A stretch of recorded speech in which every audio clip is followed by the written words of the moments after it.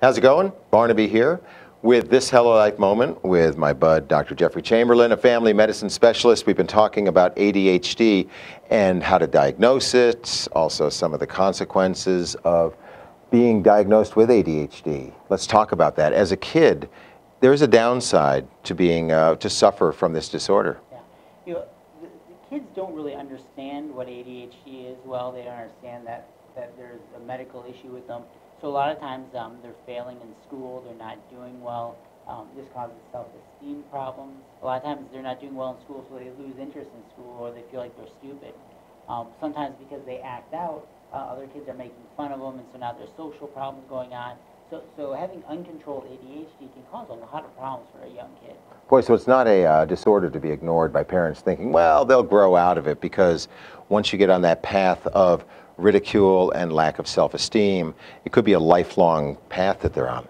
Exactly. I mean, that damage that's done early on can take a long time to heal, and so trying to figure things out early and do interventions to help the child out early is really important. Right, and so at HelloLife.net, what we've done is created a lot of videos about ADHD, and you can scroll through the page and look at the headers and get to the bottom of the particular question you have. But let's bump it over to adults. What are some of the consequences of ADHD there?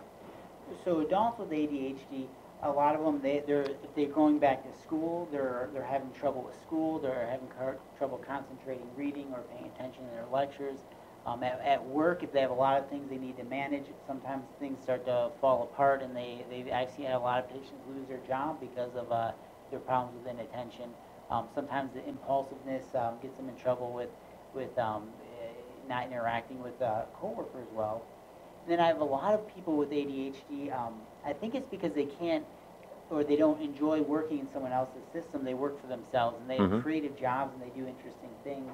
And a lot of times their business is going well in that sense, but then they're not paying their bills. They didn't pay their taxes, and so now the IRS is after them. Because they're not focused. Because they're not focused, and now their business is failing, not because they don't do their job well, but because they're not handling all these ancillary things that need to take place in someone who owns their own business.